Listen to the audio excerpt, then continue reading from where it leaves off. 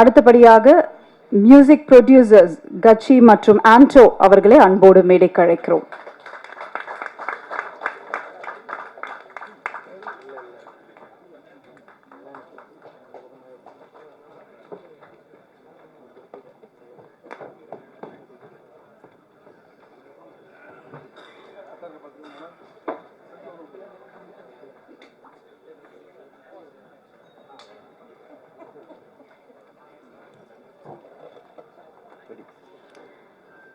கண்டிப்பா இந்த நேரத்தில் வந்து we have to start with a thanking note to Sony Music மற்றும் Bigson Records அவர்களுக்கு ரொம்ப நன்றிகள். ஏன்னா ரொம்ப அழகான ஒரு ஆல்பம் வந்து ரிலீஸ் பண்ணியிருக்காங்க. thank you so much. And எப்பவுமே வந்து நிறைய ஆல்பம்ஸ் நம்ம கேட்போம். பட் ஐ திங்க் லாஸ்ட் டைமே வந்து அறிவு ரொம்ப அழகாக ஒரு 6 சாங்ஸ் நம்ம கொடுத்துருந்தாரு. இந்த வாட்டி டபுளாக 12 சாங்ஸ் கொடுத்துருக்காரு. நீங்கள் எல்லாருமே கேட்டோ என்ஜாய் பண்ணியிருப்பீங்க. அண்ட் டெஃபினெட்லி கூடிய சீக்கிரம் videos and every thing is going to come out. So முதலாவதாக நான் யாரை கூப்பிட போகிறேன் அப்படின்னு பார்த்தீங்கன்னா, எப்பவுமே ரொம்ப எனர்ஜி அவர் பேசும் போது எனர்ஜி, பாடும் போது எனர்ஜி, பேசிட்டே பாடிட்டே டான்ஸும் ஆடுவார். ஸோ அந்த மாதிரி ஆண்டனி தாசன் அவர்களே அன்போடு அழைக்கிறோம் சில வார்த்தைகள் பேச.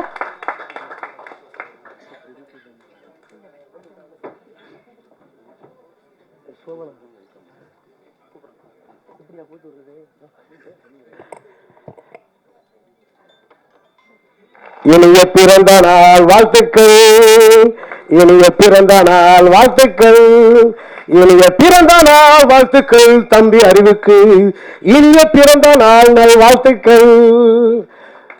ரொம்ப ரொம்ப சந்தோஷமா இருக்கு. அரங்கை நிறைத்திருக்கின்ற ஆளுமைகள் அனைவருக்கும் வணக்கம். பத்திரிகை ஊடகத்துறையை சேர்ந்த அத்தனை சொந்தங்களுக்கும் வணக்கம். இந்த மேடை என்னுடைய மேடை, என் குடும்பத்தோட மேடை, என் சந்ததிகளுடைய மேடை. ஏன்னா சோனி மியூசிக் சவுத் இந்த குடும்பத்தில் நானும் ஒருத்தன் சொல்வதில் பெருமைப்படுறேன். எனக்கும் 25 பாடல்கள் கொடுத்து ஒரு அடையாளம் கொடுத்தாங்க. இன்னைக்கு தம்பிக்கும் ஒரு அடையாளம் கொடுத்துருக்குறாங்க. ரொம்ப சந்தோஷமா இருக்கு. கடைக்கோடி கிராமிய கலைஞர்களில் ஒருவனாக இருந்து மனசார வாழ்த்துறேன். என் கலைஞர்கள் சார்பாக திறமையான கலைஞர்களை கண்டறிந்து அவங்களை பெருமைப்படுத்தும் மனநிலை உடையவர்கள் தான் அந்த மேடையில் இருக்கிறாங்க. குறிப்பாக என்னை வந்து சினிமா உலகத்தில் நான் சினிமா பாடகராக ஜொலிக்கிறதுல என்னைய வடிவமைத்த இசையமைப்பாளர்கள் ஐயா இமன் ஐயா வந்திருக்கிறாங்க. நான் இந்த வேளையில் நன்றியை தெரிவிச்சுக்கிறேன். என்ன மாதிரி சினிமாவில் திறமையான கலைஞர்கள் நிறைய பேரை அறிமுகப்படுத்திக்கிட்டு இருக்கிற அன்புக்குரிய அண்ணன் ரஞ்சிதன் வந்திருக்காங்க. அவங்களுக்கு நன்றியை தெரிவிச்சுக்கிறேன். இந்த மாதிரி கடைக்கோடியில் இருக்கிற கிராமிய கலைஞர்களும் நம்ம நாட்டுப்புற பாரம்பரிய பண்பாடு, நம்ம நாட்டுடைய பண்பாடு, பாரம்பரியம், கலாச்சாரங்களை எடுத்து சொல்லக்கூடிய கலைஞர்களை ஊக்குவிக்கும் சோனி மியூசிக் சவுத்து குடும்பத்தாருக்கு எல்லாத்துக்குமே நன்றியை தெரிவிச்சுக்கிறேன். நான் வாழ்த்த இங்கே தம்பி கூப்பிடும்போது எனக்கே சந்தோஷமாக இருந்துச்சு. அந்த அளவுக்கு நான் சரியான வழியில் என்னை வழி நடத்தின கடவுளுக்கும் என்னை வாழ வைத்துக் கொண்டிருக்கிற ரசிகர்களுக்கும் நன்றியை தெரிவிச்சுக்கிறேன். இந்த வள்ளியம்மை பேராண்டி உலக மக்கள் எல்லார் மனசுலையும் இருப்பாண்டின்னு சொல்லி வாழ்த்துறேன். நன்றி. தேங்க்யூண்ணா, தேங்க்யூ. அண்ட் நான் சொன்ன மாதிரி தான் 2 மியூசிக் ப்ரொடியூசர்ஸ் இருக்காங்க, கச்சி மற்றும் Ando. So I call upon Kachi to share few words please. Hello, my name is Gachi. I'm a music producer for East Africa, Tanzania, and I'm excited to be here. Yes, I want you to support my brother on his birthday, but also on his release of his album. I think he's an amazing musician and a good person, a good human being. I love him as a brother. I come from Africa and I'm here to support him. I think he's a brother from another mother. Thank you. Thank you so much. And அடுத்தபடியா and I'm so happy to be here. Thank you so much. And I'm hoping for all the medias to give you all the support and push this album globally with all their efforts. And thank you Sony Music, and thank you so much. Thank you. Thank you Anto, thank you. And அடுத்தபடியாக former IAS Dr. P. Shivagami அவர்கள். She was been a social activist, field worker, நிறைய விஷயங்கள் பண்ணியிருக்காங்க. So ma'am, please share few words.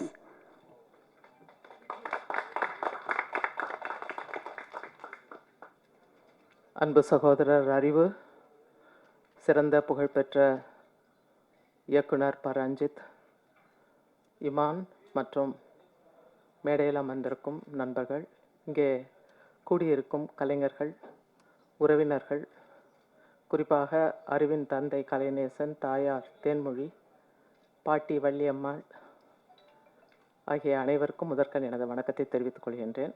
நான் ஒரு 5 நிமிடம் பேசுவேன். எனக்கு முன்னால் பேசியவர்களைப் போல் அல்லாமல் அறிவுக்கும் அவருடைய குடும்பத்துக்கும் உள்ள நெருக்கத்தை பற்றி நான் இப்போது பேசவில்லை. அவருடைய பாடல்களை பற்றி ஒரு சில குறிப்புகள் மிக முக்கியமானவை என்று நான் கருதுகிறேன். ஒரு முறை நான் கேவி குணசேகரன், அவரை உங்களுக்கு தெரிந்திருக்கும், அவர் இப்பொழுது உயிரோடு இல்லை, சிறந்த பாடகர். அவரை என்னுடைய ஊருக்கு அழைத்து சென்றேன். அப்பொழுது நான் இவர் சிறந்த பாடகர் என்று எனது அம்மாவிடம் அறிமுகப்படுத்தினேன். எனது அம்மா மிக ஆசையாக எனக்காக ஒரு பாடல் அவரை பாடச் சொல்லு என்று கேட்டார்கள். அப்பொழுது அவர் எனக்கு பிடித்த ஆட்காட்டி பறவை என்ற ஒரு பாடலை பாடினார். பாடி முடித்ததும் எனது அம்மா, அவருடைய அண்ணி 2 பேரும் கட்டிப்பிடித்து ஒப்பாரி வைக்க ஆரம்பித்து விட்டார்கள். அவர்களை நிறுத்தவே முடியவில்லை. அந்த அளவுக்கு அவருடைய குரலில் வலிமை, உயிர் இருந்தது. அதை போலவே இப்பொழுது நான் உணர்கின்றேன். இன்னும் அதைவிட மேலாக, ஏனெனில் அவர் மக்களுக்காக கிராமங்களில் பாடினார். ஆனால் இவர் அனைவருக்குமாக, எல்லோருக்கும் ரீச்சாக அளவிலே அவர் பாடுகிறார். அது முக்கியம். அது மட்டுமல்ல, இவருடைய பாட்டுக்களை இவரே எழுதுகிறார், மெட்டமைக்கிறார், பாடுகிறார், நடிக்கிறார், இயக்குகிறார். இவருடைய புகழ் யார் மீதும் சவாரி செய்து அவர் வரவில்லை. அவர் தானாகவே சுயம்புவாகவே வந்திருக்கிறார். அவருடைய புகழ் அவருடைய குரலில் உள்ளது. அவருடைய புகழ் அவருடைய வார்த்தையில் உள்ளது. அவருடைய புகழ் அவருடைய உண்மை தன்மையில், போராடும் குணத்தில் உள்ளது. எத்தனை கவிஞர்கள் இவரை போல் பாட்டு எழுதி துணிச்சலாக வெளியிட முடியும் என்று தெரியவில்லை. அதுவும் ஒரு கமர்ஷியல் ஆல்பம் என்ற பொழுது எல்லா வகையான பாடல்களும் உள்ளன. ஆனாலும் அதிலே போராட்ட குணம் மேலோங்கி இருப்பதை நான் பார்க்கிறேன். ஒரு பாட்டு என்பது பல்வேறு உணர்ச்சிகளை தூண்டக்கூடியது. அதை வெறும் கலையாக பார்ப்பவர்கள் இருக்கலாம், அல்லது அது ஒரு என்டர்டெய்னிங் என்ற அளவிலே அதை பார்க்கலாம். சிலர் அதன் உள்ளார்ந்த கருத்துக்களை கூட நேசிக்கலாம். ஆனால் ஒரு பாடலை கேட்டு யாராவது செயல் வடிவம் பெற முடியுமா என்றால், இவர் பாடலை கேட்டு செயல் வடிவம் பெற முடியும் என்று நான் நினைக்கின்றேன். தொடாத, என்னை தொடாத என்று அது ஏற்கனவே உள்ள ஒரு பாடல் வரி. நாங்கள் தொடாத பொருள் எதுவும் உண்டா என்ற கேள்வியில், எல்லாம் நாங்கள் தொட்டு எல்லாமே நாங்கள் உருவாக்கும் பொழுது எங்களை தொட வேண்டாம் என்று மறுக்கின்ற ஒரு சமூகத்தின் மீது ஒரு கலக பாட்டு இது. கலகம் விளைவிக்கின்ற பாட்டு, எல்லாமே எள்ளல். அதே போல கலை என்று, இசையை பெரிய கலை, ஆன்மீகம் என்று சொல்பவர்களுக்கு ஆன்மீகம் பல வழிகளில் நாம் அடையலாம். அதை போராட்டத்தின் மூலமாகவும் அடையலாம். தான் எழுதிய பாட்டை கூட, என்னடா ஹிப்பாப்பு, பறிச்சுட்டு வாடா ரோசாப்பூ என்று சொல்கின்ற அளவிற்கு அது ஒரு சுய விமர்சனம். பாடலை நான் எழுதிய பாடல் என்று கொண்டாடுவதில்லை. பாட்டு என்பது நமது வாழ்க்கை, நமது வாழ்க்கையை பாடுவது, நமது பிரச்சனைகளை பாடுவது, நமது உலகத்தை பாடுவது மட்டுமல்லாமல் அதை எப்படி மாற்றி அமைப்பது என்ற அளவிலே அவருடைய பாடல்கள் இருக்கின்றன. இதற்கு மேல் இங்கே சிறந்த இயக்குனர்கள், இசையமைப்பாளர்கள் உள்ளார்கள். அவர்களும் கூட அவர்கள் கருத்தை கூறலாம். எனக்கு இந்த பாடலை பற்றிய கருத்து சொல்வதற்கு வாய்ப்பு கொடுத்த அறிவு மற்றும் அவருடைய குடும்பத்தாருக்கு நன்றி கூறி, அவர் மென்மேலும் வளர்வார், சிறந்த போராட்ட வீரராக இருப்பார். பல்வேறு, அதாவது தனக்காக, தனது சமுதாயத்துக்காக பாடுவது மட்டுமல்லாமல் இங்கே மனமாற்றத்தை உருவாக்குவதற்கான பாடல்கள் மிக அவசியமாக உள்ளன. அந்த அளவு இனிமையாக, எளிமையாக, நெருக்கமாக, உணர்வுபூர்வமாக அவர் பாடியிருப்பது, இந்த ஆல்பத்தை செய்திருப்பது மிக சிறப்புக்குரியது. காஸ்ட்லெஸ் கலெக்டிவ் என்று அவர் தொடங்கி இன்று ஒரு தனி ஆல்பம் செய்கின்ற அளவிற்கு உலக புகழ் பெற்றிருக்கிறார். சமீபத்தில் கூட பல்வேறு நாடுகளுக்கு சுற்றுப்பயணம் செய்து வந்தார். ஆஸ்திரேலியா, அமெரிக்கா போன்ற பல்வேறு நாடுகளுக்கு சுற்றுப்பயணம் செய்து வந்தார். இது இசையாலும் மற்றும் அவருடைய வார்த்தையாலும் மக்களை கவரும் என்று கூறி எனது வாழ்த்துரையை முடிக்கிறேன். நன்றி. Thank you so much ma'am. And அடுத்தபடியாக இவரோட பாடலை நம்ம கேட்காம இருக்கவே முடியாது. So every one's favourite Imman sir அவர்களை பேச அழைக்கிறேன்.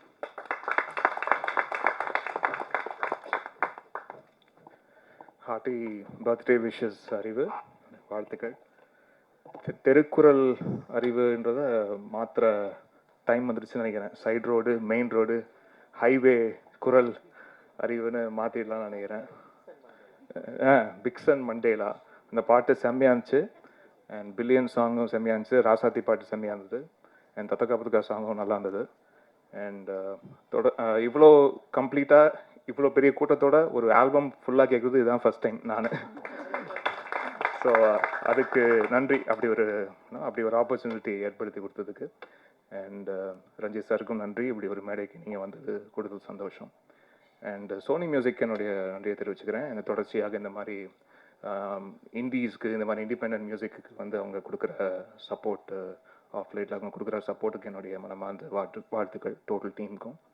அண்ட் அறிவு வந்து நம்ம புள்ள நேற்று வந்து ஃபோன் பண்ணி ஒரு சொந்த அண்ணனாக கேட்குறேன், நீங்கள் வாங்கண்ணா அப்படின்னு சொன்னாப்புல. எனக்கு அந்த வார்த்தை கேட்டவுடனே எப்படியாவது நீங்கள் போயிடணும் அப்படின்ட்டு கிளம்பி வந்துட்டேன். ரொம்ப சந்தோஷம். வீடியோ ரொம்ப குவாலிட்டியாக இருந்தது, அது பார்க்க ரொம்ப தரமாக இருந்தது. அறிவோடைய லிரிக்கும் அவருடைய பாடல்களும் அவர் பாடுற விதமும் அவருடைய தோற்றமும், the way he carries a stage, அவர் ஸ்டேஜை வந்து பர்ஃபார்ம் பண்ணும்போது அவர் the way he carries himself, இது எல்லாமே கூட இருந்து கவனிச்சிருக்கேன், பார்த்துருக்கேன். ரொம்ப சந்தோஷப்பட்டிருக்கேன். தம்பியாக ரொம்ப சந்தோஷப்படுறேன். அறிவு, வாழ்த்துக்கள். நீங்கள் இன்னும் மேலும் வளர எல்லாம் வல்ல இறைவனை வேண்டிக்கிறேன். வாழ்த்துக்கள். Thank you sir. அடுத்தபடியாக கல்பனா அம்பேத்கர் அவர்களை பேச அழைக்கிறோம்.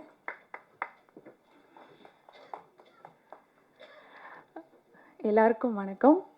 இங்கே கூடியிருக்கிற மீடியா நண்பர்கள், மேடையில் அமர்ந்திருக்கும் அறிவு, ரஞ்சித்தனா, சிவகாமி ஐஏஎஸ் அவர்கள், இமான் சார் அவர்கள், ஆண்டனி தாசன் அவர்கள், காட்சி பி அண்ட் ஆண்டோ அவர்கள் எல்லாருக்கும் என்னுடைய வணக்கத்தை நான் தெரிவிச்சுக்கிறேன். எனக்கு இந்த மூமெண்ட் ரொம்ப சரியலாக இருக்குது.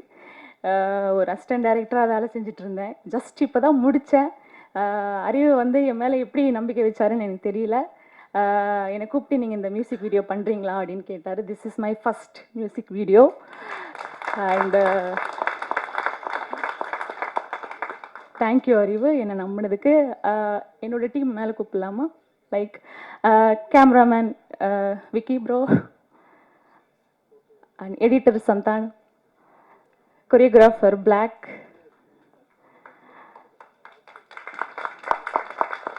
இவங்க எல்லாருக்குமே இதுதான் ஃபஸ்ட்டு சாங்.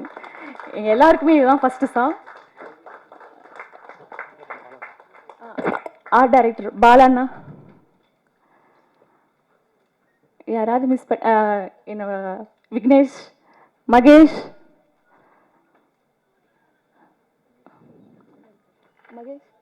வாங்க. ஸோ எங்க எல்லாருக்குமே இது வந்து ஒரு ஃபஸ்ட்டு வீடியோ.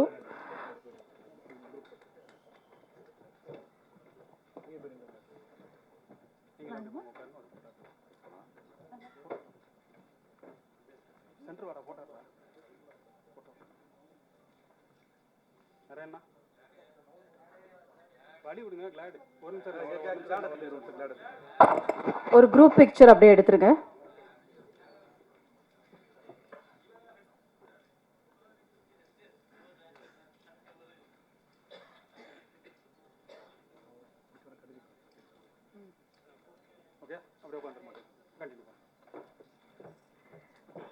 தேங்க்யூ. என்னோட டீம் எல்லாருக்குமே நான் நன்றி சொல்லிக்கிறேன். இவங்க இல்லைன்னா இது கண்டிப்பாக நான் பண்ணியிருக்கவே முடியாது. அண்ட் அறிவுக்கு நான் ரொம்ப ரொம்ப ஸ்பெஷல் தேங்க்ஸ் சொல்லணும் என்னை நம்பினதுக்கு. And happy birthday to you. Thanks Ranjith அண்ணா, நீங்கள் வந்ததுக்கு. நான் இன்னும் உங்கள்கிட்ட அந்த வீடியோவை காட்டவே இல்லை. நீங்கள் என்ன சொல்ல போகிறீங்க அப்படின்ற ஒரு எக்ஸைட்மெண்ட்டில் நான் இருக்கேன். Yeah thank you. என்னோட ஃப்ரெண்ட்ஸ் எல்லாருமே வந்திருக்காங்க, என்னோட அம்மா வந்திருக்காங்க. எஸ், எல்லா நண்பர்களுக்கும் நன்றி. Thank you so much. Thank you so much. And அடுத்தபடியாக த மோஸ்ட் ப்ராமிசிங் டிரெக்டர் பா ரஞ்சித் அவர்களை பேச அழைக்கிறேன்.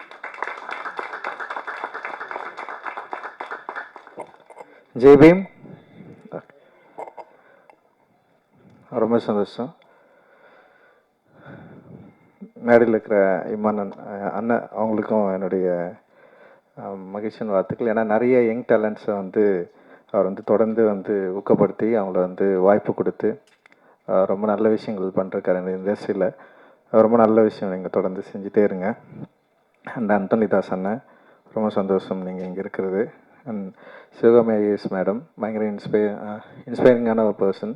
ஸோ அவங்க இருக்கிறது தான் எனக்கு ரொம்ப சந்தோஷம். அண்ட் கல்பனா அம்பேத்கர் நல்லா இருந்தது, ஓகே, ரொம்ப இன்ட்ரெஸ்டிங்காக இருந்தது. அண்ட் மியூசிக் ப்ரொடியூசர்ஸ் 2 பேருக்குமே என்னுடைய வாழ்த்துக்கள்.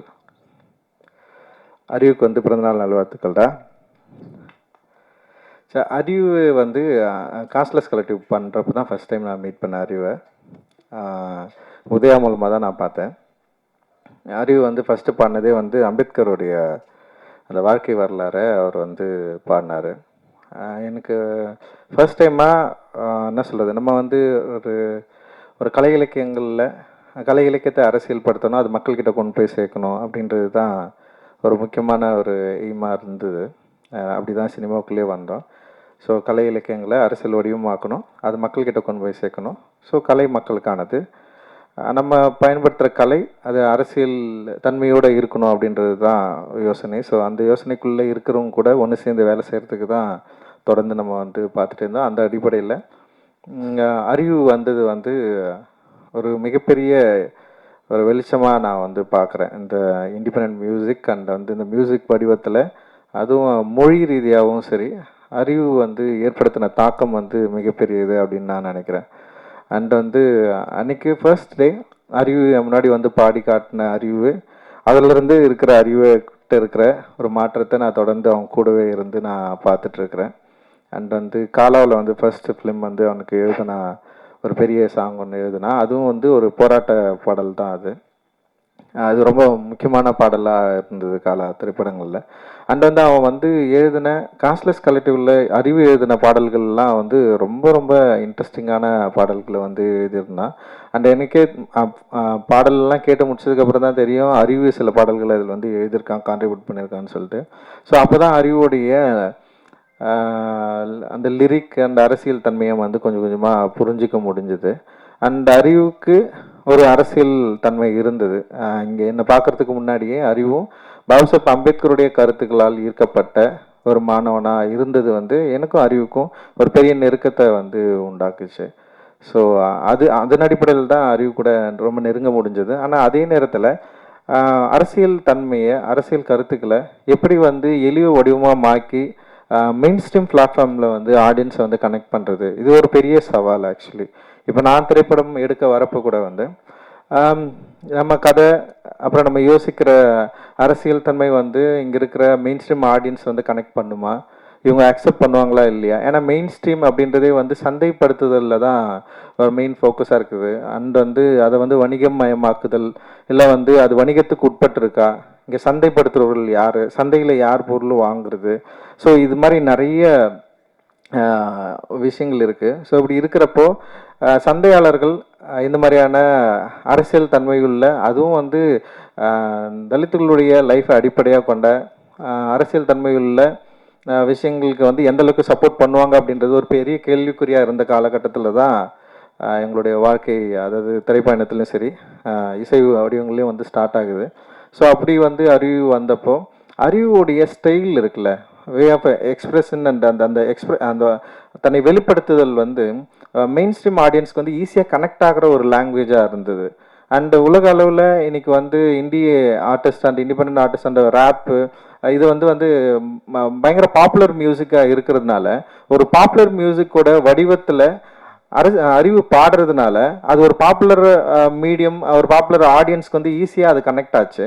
ஸோ அப்படி ஈஸியாக கனெக்ட் ஆகிறப்போ அறிவு பாடுற பாடல்கள் இருக்கிற அரசியல் தன்மையும் வந்து அவங்க கிட்ட போயிட்டு டிஸ்கஷன் பண்ண ஆரம்பிச்சுது. இது ரொம்ப முக்கியமானதாக நான் வந்து பார்க்குறேன். ஸோ ஒரு மீடியமை கையாளுறது வந்து ரொம்ப ரொம்ப முக்கியம். அந்த மீடியம் வந்து ஏற்கனவே இங்கே பாப்புலராக இருக்குது. அந்த மீடியம்குள்ளே நம்ம விரும்புகிற அரசியல் தன்மையை அதோட மீடியத்தை சரியாக புரிஞ்சுக்கிட்டு நம்ம வந்து அதை அப்ளை பண்ணுறப்போ இங்கே இருக்கிற எல்லா ஆடியன்ஸ்க்கும் போய் ரீச் ஆகிறத வந்து என்னால் வந்து ஈஸியாக பார்க்க முடிஞ்சது. அப்படி தான் அறிவுக்கு வந்து வெற்றி கிடைச்சது அப்படின்னு நான் நினைக்கிறேன். ஏன்னா ரொம்ப சாதாரணமாக இது வந்து கிடச்சிடாது. ஸோ அதுக்கு முன்னாடி நிறைய பாப்புலர் மீடியமில் இல்லாமல் நிறைய இண்டிபெண்ட் ஆர்டிஸ்ட் வந்து இங்கே வந்து இருந்திருக்கிறாங்க. அதுக்கு வந்து முக்கியமான காரணம், அதுக்கு முக்கியமான உதாரணம் வந்து குணசேகரன் ஐயா நம்ம வந்து சொல்லலாம். அண்ட் வந்து தலித் சுப்பையா சொல்லலாம். ஏன்னா இவங்க வந்து மேடை தோறும் வந்து நிறைய பாடல்கள் வந்து பாடியிருக்காங்க. ஆனால் அந்த பாடல்கள் எல்லாமே வந்து செம சூப்பராக இருக்கும். ஆனால் ஆடியன்ஸை போயிட்டு வந்து ரீச் ஆகிருக்காது. ஸோ இது வந்து ஒரு பெரிய ஒரு கனெக்ஷன் இல்லாமலே இருந்தது. ஒரு மெயின் ஸ்ட்ரீம் மியூசிக்கும் இல்லை மெயின் ஸ்ட்ரீம் ஆடியன்ஸை கனெக்ட் பண்ண முடியாத தனி இசை கலைஞர்கள் எக்கச்சக்கமாக இருந்தாங்க. ஸோ ஆனால் வந்து வேர்ல்டு லெவலில் பார்க்குறப்ப தனி இசை கலைஞர்களுக்கு ஒரு பெரிய மார்க்கெட் இருந்தது, ஒரு பெரிய ஒரு ஃபேன் ஃபாலோவர்ஸ் இருந்தது, அவங்களால முடிஞ்ச பாடல்களை பாட முடிஞ்சது. குறிப்பாக வந்து பிளாக் இசை கலைஞர்களை நம்ம வந்து இதில் வந்து நிறைய ஆஃப்ரிக்கன் மியூசிஷியன்ஸ் வந்து நம்ம வந்து நிறைய எக்ஸாம்பிள் எடுத்துக்கலாம். அது கென்ட்ரிக் லாமர்லேருந்து எக்கச்சம் பியான்ஸே, கென்ட்ரிக் லாமர் அண்ட் இவங்கெல்லாம் தான் நமக்கு பெரிய பெரிய இன்ஸ்பிரேஷனாக இருந்தாங்க. கென்ட்ரிக்கோட இப்போ ரீசெண்டான ஒரு விஷயம், ஒரு சாங் கூட வந்தது. அண்டு அவங்கள பார்க்குறப்போ வந்து நமக்கு பயங்கர பொறாமையாக இருந்தது. அவங்க பில்லியன்ஸ் கணக்கில் மக்களை ரீச் பண்ணாங்க. பெரிய அளவில் அந்த பாடல்கள் சந்தைப்படுத்தப்பட்டது. மிகப்பெரிய ஒரு பொருளாதார ரீதியாகவும் பெரிய அளவில் ரீச்சில் இருக்கிறாங்க. ஆனால் வந்து நம்மளால ஏன் இது இங்கே வந்து பண்ண முடியல அப்படின்ற ஒரு கேள்வி இருக்குல்ல, அந்த கேள்வியை நோக்கி தான் இந்த என்ன சொல்கிறது, இந்த மூமெண்ட் வந்து கொஞ்சம் கொஞ்சமாக அப்படியே நகர்ந்து போச்சு. இன்னைக்கு வந்து அறிவு கேஷ்லெஸ் கலெக்டிவில் வந்து பாடினதுக்கப்புறம் அறிவு மாதிரி நிறைய பேர் அதில் வந்தாங்க, நிறைய பேர் பாடினாங்க. அப்படியே வந்து மெயின் ஸ்ட்ரீம் சினிமா நோக்கி நகர்ந்தாங்க. மெயின் ஸ்ட்ரீம் சினிமாவில் இருக்கிற பாடல்களை வந்து பாட ஆரம்பித்தாங்க. குறிப்பாக அறிவு வந்து நடிகர் விஜய் அவர்களுடைய படத்தில் வந்து ஒரு பாடல் வந்து பாடி மிகப்பெரிய வெற்றி அடைஞ்சது. அந்த தனுஷ் அவர்கள் வடச்சென்னை படத்தில் வந்து அவன் பாடி வந்து பெரிய வெற்றி அடைஞ்சது. அண்ட் என்னுடைய திரைப்படங்களில் அறிவு தொடர்ந்து எழுதுறது நீயே ஒலி அப்படின்ற பாட்டு சார்பட்டா பரம்பரையில் வந்து அவன் எழுதுனது வந்து மிகப்பெரிய வெற்றி அடைஞ்சது, மக்கள்கிட்ட ஈஸியாக போய் சேர்ந்து. ஸோ அவனுடைய திரைப்பட பாடல்களும் கூட வந்து அதில் தன்னுடைய அரசியல் கருத்துக்களை வந்து எந்த வகையிலையும் வந்து கம்ப்ரமைஸ் பண்ணாமல் வந்து அதை ஈஸியாக இலகுவாக மக்கள்கிட்ட ஈஸியாக ரீச் பண்ணி அப்படி கொண்டு போய் சேர்க்கறதுல வந்து ஒரு கை தேர்ந்தவனா மாறி இருக்குதுன்னு நினைக்கிறப்ப வந்து உண்மையிலே வந்து ரொம்ப சந்தோஷமா இருக்கு. அந்த அறிவோட மிக முக்கியமான பாடலாக நான் நினைக்கிறது வந்து கள்ளமௌனின்ற வார்த்தையை வந்து இன்ட்ரடியூஸ் பண்ணது. அந்த கள்ளமௌனி வந்து பயங்கரமாக அந்த வேர்டை வந்து அது ஒரு இந்தி மியூசிக்கில் வந்து வெளியே வந்து நாங்கள் தான் இதில் தான் ரிலீஸ் ஆச்சுன்னு நினைக்கிறேன், நீளமில் தான். ஆனால் அந்த பாடல் வந்து மிகப்பெரிய வெற்றி அடைஞ்சது. ஆஃப்ரோ ப்ரொடியூஸ் பண்ணியிருந்தான் அந்த பாட்டை. அண்ட் வந்து செம்ம சக்ஸஸ்ஃபுல்லான சாங். அந்த இடத்துல இருந்து தான் அறிவுக்கு வந்து இன்னொரு ஒரு முகம் வந்து தெரிய ஆரம்பிக்குது. அந்த இடத்துல நிறைய சாங் பண்ணியிருந்தான், ஆனால் அது ரொம்ப முக்கியமான பாடலாக இருந்தது. ஆனால் அதுக்கப்புறம் வந்து இந்தி மியூசிக்கில் வந்து என்ஜாமி பாட்டு வந்து மிகப்பெரிய பாய்ச்சலை வந்து கிரியேட் பண்ணிச்சு. அண்ட் அதுக்கு வந்து மிக முக்கியமான காரணம் வந்து சந்தோஷ் நாராயணன் ப்ரொடியூசராக இருந்தது. அண்ட் தியோட அவங்க பாடினது. அதோடு சேர்ந்து அறிவுடைய எழுத்து இருக்குல்ல, அது ரொம்ப சாதாரணமான எழுத்து இல்லை. அந்த எழுத்து வந்து ஒரு தலைமுறையுடைய ஒரு பல தலைமுறைகளோட குரல்களை வடிவத்தை என்ன சொல்கிறது, ஒரு பெரிய அரசியலை வந்து வார்த்தைகளாக மாற்றி குழந்தைங்க கிட்ட கூட ஈஸியாக ரீச் பண்ண முடிய அளவுக்கு வந்து அதில் ஒரு பெரிய ஒர்க் வந்து நிகழ்ந்தது. ஆனால் அதன் பிறகு அந்த விஷயத்தில் சில பிரச்சனைகள்லாம் வந்து அறிவுக்கு நிறைய பிரச்சனைகள் வந்தது. அவன் வந்து மனதளவில் வந்து ரொம்ப பாதிக்கப்பட்டான். அதுலேருந்து வெளியே வர்றதுக்கு உண்மையிலேயே பயங்கர ஸ்ட்ரகிளில் இருந்தான். அந்த ஸ்ட்ரகிளுக்கான பதில் தான் இந்த 12 பாடல்கள் அப்படின்னு சொல்லிட்டு நான் வந்து சொல்லுவேன். அவன் லைஃப்பில் அவன் ரொம்ப சென்சிட்டிவானவன், ஈஸியாக எமோஷ்னலாக ஆகிடுவான்.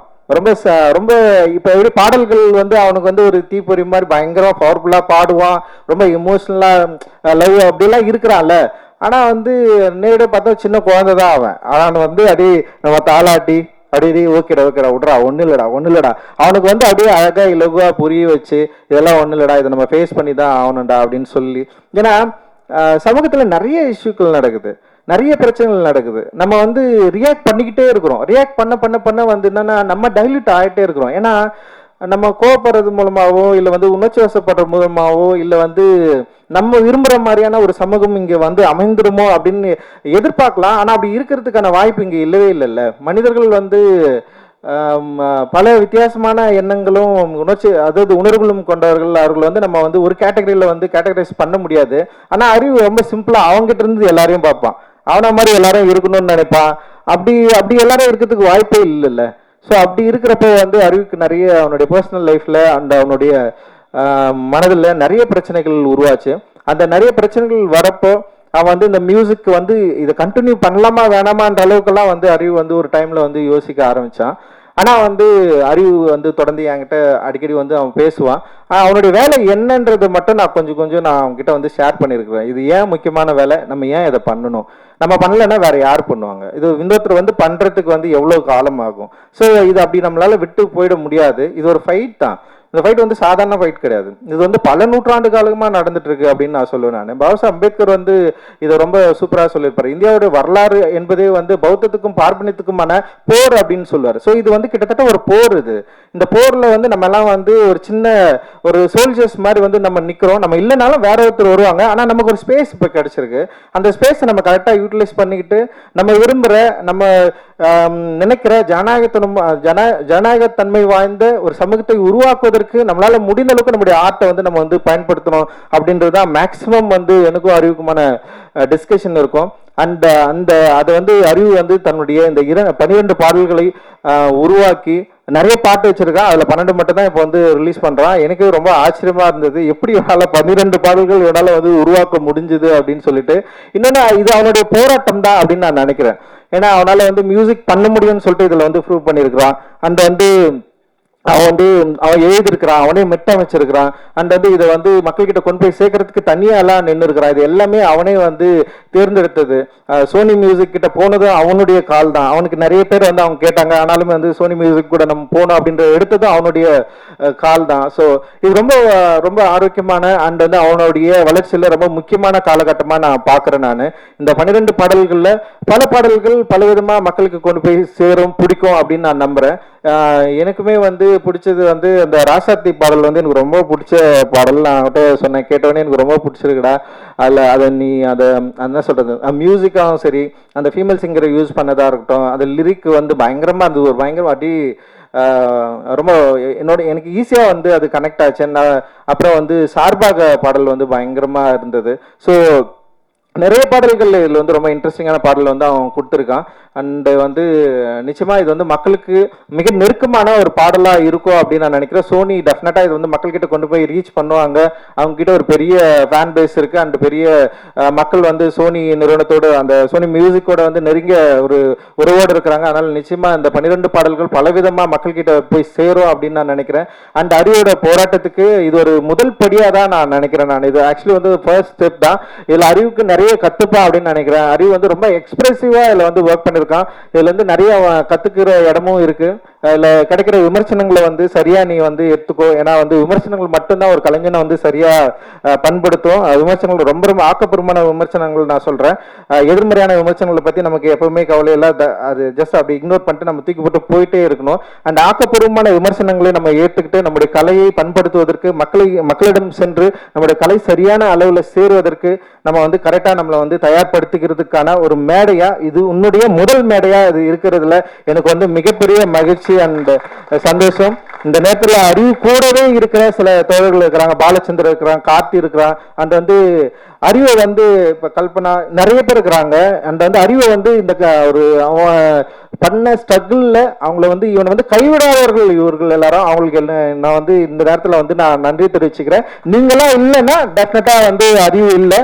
ஏன்னா வந்து அவனை வந்து நீங்க பயங்கரமா ப்ரொடெக்ட் பண்ணி இந்த ஸ்டேஜ் கொண்டு வந்து நிறுத்திருக்கிறீங்க அப்படின்றதுல வந்து எனக்கு வந்து ரொம்ப ரொம்ப சந்தோஷம். அண்ட் வந்து அறிவோட அப்பா அம்மாவுக்கு, அவங்களுடைய உறவினர்களுக்கு எல்லாருக்குமே என்னுடைய நன்றிகள். அண்ட் ஊடகத்தாருக்கும் எல்லாருக்குமே என்னுடைய நன்றி. இது வந்து சரியான அளவில் கொண்டு போய் சேர்ப்பீங்க அப்படின்னு நம்ம நம்புறோம். அண்ட் ரொம்ப மகிழ்ச்சி தான் அறிவு, பெரிய இது ரொம்ப சந்தோஷம். அண்ட் வந்து உன்னை பார்த்து நிறைய பேர் வந்து வரணும், நிறைய பேர் வந்து கலை மக்களுக்கானதாக மாற்றணும். கலையை சரியான அளவு பயன்படுத்தி இது வந்து நம்ம விரும்புகிற சமூகத்தை உருவாக்குவதற்கான ஒரு வேலைக்கான முதல் படியாக அது இருக்கும் அப்படின்னு நான் நம்புகிறேன். ஜெய்பீம். நன்றி. Jai Bhim. Thank you. Thank you sir, thank you so much. So நிறைய பேர் வந்து அறிவை வந்து பாராட்டிகிட்டே இருக்காங்க. பட் கண்டிப்பாக இந்த பாராட்டுக்கெல்லாம் உரியவர் ஒருத்தர் இருக்காரு. கண்டிப்பாக டெஃபினெட்லி அந்த ப்ராட்டப்ன்ற ஒரு விஷயம் தான். ஸோ இந்த நேரத்தில் I would like to call professor Kalainesan, அறிவோட அப்பா அவர்களை அன்போடு மேடைக்கு அழைக்கிறோம்.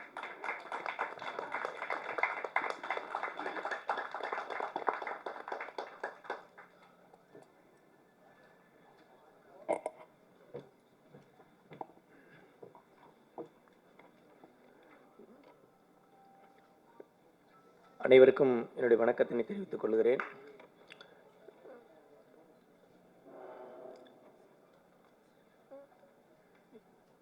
இது என்ன பேசுறதுன்னு தெரியல, ஆனாலும் எல்லோருக்கும் நன்றி சொல்ல கடமைப்பட்டிருக்கிறேன். இந்த படத்தை பார்த்தேன் வந்த உடனே. இந்த படத்தை பார்த்த உடனே என்னுடைய அப்பா தான் நினைவுக்கு வந்தார்.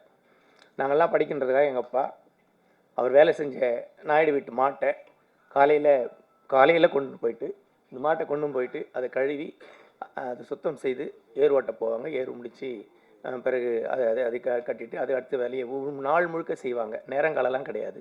அப்படி கடுமையாக அந்த உழைப்பை அலட்சியமாக பார்த்த அந்த உழைப்பை அந்த மாட்டை பிடிச்சிட்டு போகிற அந்த அடித்தள மக்கள் செய்கிற சாதாரண வேலையை இவ்வளவுமே உயர்வான மேடையில் வைத்திருப்பது உண்மையிலே எனக்கு மிக்க மகிழ்ச்சியாக இருக்கிறது. நான் அறிவு மகன் என்ற முறையில் அல்ல, நான் அறிவினுடைய பாடல்களுக்கு நான் ஒரு ரசிகன். ஏன்னா அறிவுடைய ஒவ்வொரு பாடல்களையும் வரிகளையும் நான் நேசிப்பேன். ஏன்னா அது எல்லாமே நாங்கள் வாழ்ந்த வாழ்க்கையை ஒவ்வொரு நாள் சொல்லிக்கிட்டே இருக்கோம். எதையுமே தவிர்க்க முடியாது. எல்லாமே அந்த வாழ்க்கையை அப்படியே பதிவு செய்த அந்த வரிகள் என்பதில் எனக்கு மிக நெருக்கம் உண்டு. ஆகையினால தான் அவன் எவ்வளவு தூரம் போனாலும் அதை நாங்கள் பராமரிட்டிருக்கிறோம். அவனை இந்த நிலையில் கொண்டு வந்து நிறுத்தியிருக்கிற மதிப்பிற்கு மரியாதைக்குரிய மக்கள் இயக்குனர் அன்பிற்குரிய சகோதரர் ரஞ்சித் டைரக்டர் அவர்களுக்கு உண்மையிலே நெஞ்சார்ந்த நன்றியினை நான் தெரிவித்துக் கொள்ள கடமைப்பட்டிருக்கிறேன். அவன் பிஇ முடிச்சுட்டு எம்பிஏ முடிச்சுட்டு சங்கர் ஐஏஎஸ் அகாடமியில் கொண்டு வந்து சேர்த்தோம். 2 ஆண்டுகள் ஐஏஎஸ் அகாடமியில் பயிற்சி பெற்றார். இன்னும் ஒரு 6 மாதத்தில் ஐஏஎஸ் எக்ஸாம் எழுதி அவன் ஒரு நல்ல வேலைக்கு போயிடுவான் என்ற நம்பிக்கையோடு அவனை அண்ணா நகரில் இருக்கிற சங்கர் ஐஏஎஸ் அகாடமியில் சேர்த்தோம். ஆனால் அது நிறைவேறுவதற்குள்ளாலே இப்படிப்பட்ட ஒரு வாய்ப்பு வந்தது. அந்த வரிகள் மிக சிறப்பாக இருந்தது. எங்கள் மனைவிக்கு ரொம்ப கெட்டியாக இது இல்லை அந்த பாதையிலேருந்து மாறக்கூடாது என்பதில் கெட்டியாக தான் இருந்தாங்க. எனக்கு சமூகத்தின் வரிகளாக இருக்குது, நல்ல வரியாக தான் இருக்குது. படிச்சுட்டு மட்டும் வந்து என்ன செய்ய போகிறோம், மீண்டும் சமூகத்துக்கு தானே செய்கிறோம், பரவாயில்ல நல்லா தான் இருக்குது செய்யட்டுன்னு ஒரு பக்கம் இருந்தாலும் நாங்கள் இருவருமே நினைச்சது அவன் ஒரு அதிகாரியாக போகணும் அப்படின்னு தான் நினச்சிருந்தோம். உண்மையிலே இப்படி வராமல் அந்த எக்ஸாம்லாம் எழுதியிருந்தானா நல்ல ஒரு அதிகாரியாக போயிருப்பான் என்ற நம்பிக்கை எங்களுக்கு உண்டு. ஆனாலும் இன்றைக்கு அதிகாரிகளாக இருந்து கொண்டு பெரிய அளவில் சமூகத்திற்கு இதை பேச முடியாது, செய்துவிட முடியாது என்ற பல அனுபவங்களை நாம் பார்த்துருக்கிறோம். அந்த அடிப்படையில் அவன் செய்திருக்கின்ற இந்த வேலைகள் எல்லாவற்றுக்கும் அவனுக்கு ஒரு நல்ல மேடை அமைத்து அவனுடைய வரிகளை அனுமதித்து அவனை ஒரு பாடகராக எழுத்தாளராக மாற்றி அமைத்திருக்கிற டைரக்டர் ரஞ்சித் அவர்களுக்கு உண்மையிலே நாங்கள் குடும்பத்தின் சார்பில் மீண்டும் மீண்டும் நன்றியை தெரிவித்துக் கொள்ள கடமைப்பட்டிருக்கிறோம். நாங்கள் சொல்ல வேண்டிய செய்திகள் பலவற்றை அவர் குடும்ப ரீதியாக பல செய்திகளை சொல்லியிருக்கார். பல்வேறு மன உளைச்சல்கள் அவனுக்கு ஏற்பட்ட பொழுதெல்லாம் உண்மையிலே நான் எனக்கு சொல்லும்போது உடனே நான் சரி நீ அண்ணங்கிட்ட சொன்னியாடான்னு தான் கேட்பேன். இல்லை அண்ணங்கிட்ட சொல்லியிருக்கிற அண்ணன் இப்படி வழி சொல்லியிருக்கிறாரு, பொறுத்துக்கடா சொல்லியிருக்கிறாரு, இதெல்லாம் வருண்டா சிம்பிளாக எடுத்துக்கடான்னு சொல்லியிருக்காரு. அந்த மாதிரி அவர் தட்டி கொடுத்து அவனை தொடர்ந்து பாதுகாத்து இந்த வழியில் கொண்டு வந்து சேர்த்திருக்கிறார். உண்மையிலே அவருக்கு நான் மிகுந்த நன்றியை தெரிவித்துக் கொள்ள கடமைப்பட்டிருக்கிறேன். சங்கர் ஐஏஎஸ் அகாடமியிலிருந்து காஸ்டஸ் கலெக்டிவ்ஸில் ரஞ்சித் டைரக்டர் உருவாக்கிய அந்த காஸ்டஸ் கலெக்டிவ்ஸில் ஒரு பாடகராக ஒரு பாடல் எழுதுகிறவராக பாடலை பாடுகிறவராக உருவாக்கிய அந்த நாளை நான் எண்ணி பார்க்கிறேன். உண்மையிலே அந்த நாளே முதலாக நாங்கள் சென்னைக்கு ஒரு பாடல் பாடுற நிகழ்வுக்கு வந்து உட்கார்ந்து பார்த்து எங்களுக்கு அந்த முதல் நிகழ்வு. ஆனால் அந்த நிகழ்வை பல முக்கியஸ்தர்கள்லாம் எதிரில் உட்கார்ந்ததை நான் பார்த்துருக்கிறேன். பல பெரும் தலைவர்கள் உட்கார்ந்துருக்கிறாங்க, ஏராளமான கூட்டங்கள் வந்தாங்க. அவன் அறிவு பாடிக்கிட்டு இருக்கான், இவ்வளோ பேர் அதை ரெகனைஸ் பண்ணுறாங்க. அது உண்மையிலே எங்களுக்கு மிகப்பெரிய தெம்பாக இருந்தது. அது எல்லாமே சமூக நோக்காட இருந்தது. அதில் கூட எங்கள் அப்பாவுடைய வாழ்க்கையே வரியாக வரும். உன் பாட்டனெல்லாம் வச்சாண்டா என் பாட்டனுக்கு வேட்டு, அதனால தாண்டா கொடுக்குறாங்க கோட்டாவில் சீட்டுன்ற பாட்டெல்லாம் ஏதோ சும்மாவெல்லாம் வந்துடல. அன்றைக்கி எங்கள் அப்பா உழைச்ச உழைப்பெல்லாம் கணக்கு போட்டு பார்த்தா நாங்கள் சம்பாதிக்க வேண்டியதே இல்லை. அவ்வளோ பாக்கி இருக்குது எங்களுக்கு தர வேண்டிய பாக்கிகள், அவ்வளோ உழைப்பு இருக்குது. அவரெல்லாம் காலையில் அதிகாலை எழுந்த உடனே 6 மணிக்கு போயிடுவாங்க, இரவு 10 மணிக்கு தான் வீட்டுக்கு வருவாங்க. இடையில அந்த அவருடைய அந்த பம்ப் செட் இருக்கிற நாயுடு வீட்டில் முழு நேரமாக எந்த வேலை ஒன்றா எல்லா வேலையும் செய்வாங்க. கொட்டாயை சாணி வாரி கொட்டாங்க, மாட்டை கொண்டு போய் விடுவாங்க, திரும்ப கொழுவாங்க, திரும்ப அவர்கள் என்ன வேலை சொல்கிற எல்லா வேலையும் படியாள்காரன் பேர் அதுக்கு அப்படி செய்வாங்க. மாதம் முழுக்க மாதத்துக்கு 8 மரக்கால் நெல், அவ்வளோதான். என்ன வேலை வேணாலும் செஞ்சுட்டு இருப்பாங்க. அப்படி படியாள்காரராக இருந்த என் அப்பா என்னை படிப்பாளியாக மாற்றினார். அந்த படிப்பாளி சமூகத்திற்கு எதுவும் செய்யவில்லைன்னு சொன்னாலும் அந்த நாம் கற்றுக்கொண்ட அந்த பாடத்தை அந்த வாழ்க்கையை மேலே கொண்டு வந்து நிறுத்துகிற அந்த பணியை மகன் செய்கிறான் என்ற பொழுது உண்மையிலே இந்த மகனை சமூக பணிக்காக நான் தத்து கொடுத்திருக்கிறேன் என்ற பெருமையோடு மகிழ்ச்சியோடு நான் அவனை தொடர்ந்து வாழ்த்த கடமைப்பட்டிருக்கிறேன். இந்த நிகழ்வில் மதிப்பிற்குரிய ஐஏஎஸ் மேடம், உலக அறிந்த எழுத்தாளர் மேடம் சிவகாமி ஐஏஎஸ் அவர்கள் இங்கே வந்து உட்கார்ந்திருப்பது பெருமைக்குரியது, மிக பொருத்தமானதும் கூட. நாங்கள் அவர்கள் வர வேண்டும் என்று விரும்பினேன். என்ன காரணம்னா, அவன் கோயம்புத்தூரில் பொறியியல் கல்லூரி படித்து கொண்டிருந்த பொழுது கவிதைகளை எழுதி வைத்திருந்தான். அது வெளியிட வேண்டும் என்று சொன்னான். முதல்ல காலேஜ் போயிருக்கிற ஃபஸ்ட் இயர் எக்ஸாம் வரட்டும், ஃபஸ்ட் இயர் ரிசல்ட் வரட்டும், அதில் எல்லாத்தையும் நல்ல மார்க் வாங்கினதான் இந்த புத்தகம் வெளியிட அனுமதிப்பேன்னு சொல்லி நான் ரொம்ப கராராக இருந்தேன். பிஇனுடைய ஃபஸ்ட்டு செமஸ்டர் ரிசல்ட்டெல்லாம் நல்ல மார்க்கோடு வந்த பிறகு சரி வெளியிட அனுமதித்தேன். அதுலேயும் குறிப்பாக அவன் சொன்னது, இல்லை எனக்கு வர ஜூலை 18 வந்துச்சு, எனக்கு 18 வயசு வந்துடுது, நான் 18 வயசு வரதுக்குள்ளால் கட்டாயம் வெளியிட்டணும்னு சொன்னான். ஆனால் அடுத்த நாள் 18ஆம் தேதி, இப்போ 18வது வயது தொட போகிறான், 17வது வயது கடைசி நாள், அந்த ஆகஸ்ட் 17ஆம் தேதி அவனுடைய 17வது வயதில், அந்த 17வது வயதில் 17ஆம் தேதி அந்த அவன் ஒரு கவிதை புத்தகம் வெளியிட்டிருந்தான். அந்த கவிதை புத்தகத்தை உருவாக்கி, அந்த கவிதை புத்தகத்துக்கு பேர் குனிந்து வரவேற்கும் குடிசைகள். நான் தான் குடிசையில் வாழ்ந்தான், அவன் குடிசையில் வாழலை. ஆனால் அவன் என்னுடைய வாழ்க்கையை அப்படியே அப்சர்வ் பண்ணியிருக்கிறான். அவன் குழந்தையாக இருக்கணும், அந்த குடிசை வீட்டுக்கு கூட்டிகிட்டு போயிருக்கிறோம். குனிஞ்சு போவாங்க, எங்கள் கொள்ளைகள்லாம் போய் சுற்றி பார்ப்பாங்க, தெருக்களில் விளையாடுவாங்க, பிள்ளைகள்லாம் பார்த்துருக்குறாங்க, சொந்தக்காரெலாம் போய் பார்ப்பாங்க. ஊருக்கு போயிட்டு வந்து பிள்ளைங்க எல்லா உறவுக்காரரும் இயல்பாக பேசுவாங்க. அந்த பேசுனதே உன்னோளுக்கு அவனுக்கு ஒரு நல்ல ஒரு ஸ்டடி தந்தது நான் நம்புகிறேன். அந்த வகையில் அப்படி அந்த குனிந்து வரவேற்கும் குடிசைகள் என்ற தலைப்பில் கவிதை நூலை வெளியிட்டான். இந்த கவிதைகள்லாம் அவன் +2 படிக்கும்போது, +1 படிக்கும்போதெல்லாம் பல அப்பப்போ கவிதை எழுதிட்டு ஸ்கூலில் வாங்கியிருக்கிறான், ஸ்கூலில் துரத்திருக்கிறாங்க. இந்த பையன் படிக்கிறதுக்கு லாய்க்கில்லாம் சொல்லி அவனை வான் பண்ணியிருக்கிறாங்க. ஏன்னா அவன் அரக்கோணத்தில் இருக்கிற அவன் படித்த ஸ்கூலில் அது ஒரு எல்லாருமே விரும்புகிற ஒரு ஸ்கூல். விரும்புகிறேன்னா 100க்கு 100 மார்க் வாங்குகிற ஸ்கூல். மார்க்கில் மட்டும்தான் கவனம் செலுத்துவாங்க. தேர்வு, மதிப்பெண், ஃபஸ்ட் மார்க், இது மட்டும்தான் அந்த பள்ளியோட நோக்கம். எல்லா பெற்றோர்களும் விழுந்தடிச்சு நல்லா தான் சேர்ப்பாங்க. நாங்களும் 2 பேரும் ஆசிரியர்ன்றதுனால நாங்களும் அதில் விரும்பி சேர்த்தோம். ஆனால் இவனுடைய மனநிலை அப்படி முழுமையாக கல்வியில் மட்டும் இல்லாமல் இப்படி சமூக சிந்தனையோடு ஓடிக்கொண்டிருப்பதை என்னால் புரிந்து கொள்ள முடியல. அந்த பள்ளியிலையும் ஒரே முறை இது மாதிரி இலக்கிய கூட்டம் போட்டுட்டு மாணவர்கள் பேச சொல்லியிருக்காங்க, இவனையும் பேச வச்சுருக்காங்க. இவன் சுயமாக அவங்க ஆசிரியர்கள், அவங்க பள்ளி வளாகம் இதெல்லாம் பார்த்து, கணக்கு வாத்தியாரை பார்த்து, சயின்ஸ் வாத்தியாரை பார்த்து, அவர்கள் எல்லாரும் பாராட்டி அருமையாக ஒரு கவிதை எழுதி மேடையில் வாசித்துட்டான். அதுதான் அவனுக்கு மிகப்பெரிய தண்டனையை வாங்கி தந்தது. இந்த பையன் உருப்பட மாட்டான் இதுக்கப்புறம், இந்த பையன் பரீட்சையில் 100க்கு 100 மார்க் வாங்குற பையன் இல்லை, இவன் பின்னால் போயிட்டான்னு சொல்லி ரொம்ப வான் பண்ணாங்க. ஆனாலும் அழுதியும் சொல்லுவாங்களே, அப்படி ஒரு அழுகையோடு அந்த பள்ளி விட்டு வெளியே வந்தான். வந்த பிறகு அந்த கவிதையை சேர்த்து வச்சுக்கிட்டே கோயம்புத்தூர் ஹாஸ்டல் இருக்கும்போதெல்லாம் கூட சேர்த்து வச்சுக்கிட்டு இது புத்தகமாக்கன்னு சொன்னான். உண்மையிலேயே அந்த புத்தகம் அவனுக்கு வெளியிட்டோம். இதை நான் விளவரமாக சொல்லுவதுக்கு என்ன காரணம்னா, அன்னைக்கு மேடம் சிவகாமி ஐஏஎஸ் அவர்கள் வேலைவாய்ப்புத்துறை கமிஷனராக இருக்கும் பொழுது அந்த புத்தகத்தை அவர்கள் வெளியிட்டு அவனை வாழ்த்தினார்கள். ஏன் இன்னைக்கு இப்போ 17 வயசில் அவனுடைய எழுதின புத்தகத்தை பக்கம் படிச்சுட்டு உலகம் முழுக்க இவனுடைய எழுத்துக்கள் போகணும்னு அன்றைக்கி மேடம் சொன்னாங்க. இன்றைக்கு உலகம் முழுக்கும் போன பிறகு அவன் மேடம் வாழ்த்த வேண்டும் என்பது தான் என்னுடைய விருப்பம். அந்த வகையில் மேடம் எவ்வளோ பிஸினாலும் ரொம்ப நாள் நம்மளை நேற்று சாயந்தரம் தான் மேடத்தை தொடர்பு கொண்டு பேசி உடனடியாக அவர்களுக்கு பங்கேற்றது எனக்கு உண்மையிலே ரொம்ப மகிழ்ச்சியாக இருக்குது. ஏன்னா அந்த காலத்திலேருந்து பார்த்துருக்குறாங்க, அந்த வரிகளை அன்றைக்கி வாழ்த்தினார்கள். உலகம் முழுக்கும் சிறப்படைய வேண்டும் என்றவர்கள் சொன்ன அந்த வார்த்தை அவனை எப்படி பாதுகாத்திருக்கிறது என்று நான் நம்புகிறேன். அந்த வகையில் அவனுடைய வளர்ச்சியில் பங்கேற்றிருக்கிற உங்கள் யாவருக்கும் கூட என்னுடைய வாழ்த்துதலை தெரிவித்துக் கொள்கிறேன். மிக சிறப்பாக வந்திருக்கிற அவனுக்கு அண்ணன்னா என்னுடைய மூத்த மகன் இவான் அவர்கள் வந்திருப்பது, அந்தோணிதாஸ் பாடகர் அவர்கள் வந்திருப்பது, இந்த இசை தொடர்கள் வந்திருப்பது, எல்லாருக்கும் என்னுடைய பாராட்டுகள். அன்பிற்குரிய மகள் கல்பனாவை நான் அதிகமாகவே பாராட்டி ஆக வேண்டும். உண்மையிலே அவன் கலங்குகின்ற பொழுதெல்லாம் வார்த்தையாலும் பல்வேறு தளங்களிலே அவனை பாதுகாப்பதில் அவர்கள் முனைந்து பங்கேற்று அவனுக்கு பெரிய உதவிகளை செய்து ஒரு உடுக்கை இழந்தவன் கைபோல் அங்கே இடுக்கண் களைவதாம் நட்பு என்று திருவள்ளுவர் சொன்ன மாதிரி எப்பெல்லாம் உதவி தேவை அந்த மாதிரி நேரங்களில் உதவுகின்ற ஒரு நல்ல நண்பராக இருப்பதில் நான் மகிழ்ச்சி அடைகிறேன். அவர்களை பாராட்டுகிறேன். அவர் மட்டுமல்ல, எப்போவுமே இருக்கிற சந்தர், கார்த்தி, மற்ற அங்கே இருக்கிற பாலச்சந்தர், அந்த டீம் எல்லாரையும் நான் மீண்டும் மீண்டும் பாராட்டுகிறேன், வாழ்த்துகிறேன். எல்லோருமே ஒரு குடும்பமாக அவனை தங்கியிருக்கிற வீட்டுக்கு வந்துட்டு சொன்னால் எல்லாருமே கும்பலாகவே இருப்பாங்க. எப்பவுமே அவனை தனியாக பார்க்க முடியாது. சரி இங்கே தான் தனியாக பார்க்கல, வீட்டுக்கு வராடே, சரி அவங்ககிட்ட ஏதாவது ஒரு வார்த்தை பேசணும்னு பார்த்தா 4 பேரோட வீட்டுக்கு வருவார். அவங்ககிட்ட எந்த ரகசியமும் எப்பவுமே பேச முடியாது. அந்த மாதிரி ஒரு படையோடு இருப்பதில் எனக்கு பெருமை. அது மாத்திரம் இல்லாமல் ஏதோ இந்த இள வயதில் மாணவர்கள் எந்தையோ எப்படியோ பாதி மாறி போகின்ற காலமாக இது இருக்கிறதை நம்ம எல்லோரும் அறிந்திருக்கிறோம்.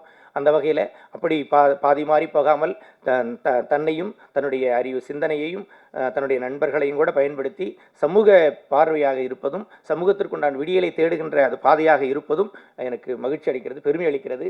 அந்த வகையில் இதில் பங்கேற்றிருக்கிற உதவி செய்த எல்லோரையும் இந்த நேரத்தில் நான் பாராட்ட கடமைப்பட்டிருக்கிறேன். அது மாத்திரம் இல்லாமல் எங்கள் மாமியார் வள்ளியம்மா, என்னுடைய துணைவியாருடைய அம்மா, அது அவருக்கு பாட்டி இல்லையா, அம்மம்மா. நாங்கள் 2 பேரும் பள்ளி, நான் கல்லூரியில் பேராசிரியர், என் மனைவி பள்ளி தலைமை ஆசிரியர் இருக்கிறாங்க. நாங்கள் 2 பேரும் குழந்தைகளை பராமரிப்பதில் எங்களுக்கு ரொம்ப, அதாவது நேரம் கிடையாதுன்னு சொல்கிறோம், எல்லாரும் சொல்கிற மாதிரி நேரம் கிடையாது.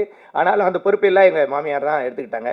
அதனால் என்னுடைய மகனையும் மகளையும் அவர்கள் பொறுப்பேற்றுக் கொண்டார்கள். அன்பாக அவர்கள் தான் வளர்த்தெடுத்தார்கள். எனவே பெற்றோர்களை விட என்னை அதிகமாக தூக்கி வளர்த்தெடுத்த பாட்டியை மறந்துவிடக்கூடாது என்ற நன்றி உணர்வோடு அவர்களை தூக்கி நிறுத்தியிருப்பது உண்மையிலே பெருமையாக இருக்கிறது. அது மிக சிறந்த நன்றி உணர்வு என்று நான் நம்புகிறேன். என்னுடைய கடமையும் கூட அதில் சேர்ந்து அடங்கியிருப்பதாக நான் உணர்கிறேன். அந்த வகையில் பங்கேற்று என்னுடைய அப்பா வந்திருக்கிறார். அவர்கள் எல்லாம் கடுமையாக உழைப்பை செலுத்தியவர்கள். தான் பட்ட கஷ்டம் பிள்ளைகள் படக்கூடாது என்று சொல்லிட்டு வழக்கமாக சொல்லுவாங்கள்ல, அது நேரடியாக என்னை ஆளாக்கியதில் பெற்றோர்கள் அப்படி அர்ப்பணிப்பாக இந்த வேலையை செய்திருக்கிறார்கள். அவர்கள் உருவாக்கியிருக்கிறார்கள், நன்றி சொல்லுகிறேன். குறிப்பாக என்னுடைய தம்பி வந்திருக்கிறார், ஆளர் வந்திருக்கிறார், தம்பி மனைவி செய்யா வந்திருக்கிறாங்க. அவர்கள் எல்லாம் எல்லாமே நான் குடும்பமாக, தனித்தனி குடும்பமாக இல்லாமல் எல்லோரும் குடும்பமாக ஒரே சிந்தனையாக பிறருக்கு உதவுவதும் சமூக பணி ஆற்றுவதும் தான் எங்களுடைய குடும்ப நெறியாக நாங்கள் வாழ்ந்து வரும். அதனால் நாங்கள் மகிழ்ச்சியாக இருக்கிறோம். என்னுடைய தங்கை வந்திருக்கு, லைலா வந்திருக்கிறது. ஒரு பாட்டில் எங்கள் தங்கி கூட வச்சு ஆட வச்சுருக்கிறான். அதெல்லாம் அப்படி ஒரு பதிவு இருக்குது இல்லை, அது ஒரு நன்மை தானே என்றைக்காக இருந்தாலும். அது மாதிரி என்னுடைய மகள் டாக்டர் கனிமொழி வந்திருக்கு. என்னுடைய மருமகன் வந்திருக்கார், டாக்டர் சிவராஜ், 2 பேரும் வந்திருக்கிறாங்க. உண்மையிலே அவர்கள் எல்லோரும் அவனுடைய பாடல்களை உற்சாகப்படுத்துவர்களாக, மேலும் வரிகளை மேம்படுத்துவதற்கு உதவுகின்றவர்களாக தொடர்ந்து இருப்பது மிகப்பெரிய மகிழ்ச்சி. உண்மையிலே ஒரு குடும்பம், நாங்கள் வெட்டையத்து பண ஆசை பற்றி மற்ற இதை பற்றிலாம் நாங்கள் கவலைப்படுறதில்லை. இது அப்பப்போ வருது, அப்பப்போ எது செலவாயிடுச்சா பரவாயில்ல, சேர்த்து வைக்கிற விஷயம்லாம் எங்களுக்கு எப்பவுமே கிடையாது. அதனால் இப்படி நண்பர்களோடு இருப்பதும் பிறருக்கு உதவி செய்கின்ற அந்த அந்த செயல்பாடு உண்மையிலே மகிழ்ச்சி அளிக்கிறது, தொடர்ந்து செயல்பட வைக்கிறது. இன்னும் கூட நிறைய செய்ய வேண்டியிருக்கிறது. நாங்கள் அரக்கோணத்தில் அடிக்கடி அம்பேத்கர் பிறந்தநாள் விழாவில் மாலை நேரத்தில் பாண்டிச்சேரியிலேருந்து தலித் சுப்பையா அவர்களை கூட்டு வந்து கலை நிகழ்ச்சி நடத்துவோம். தலித் சுப்பையா அவர்கள் ஒரு இசை போர் நடத்துவார்.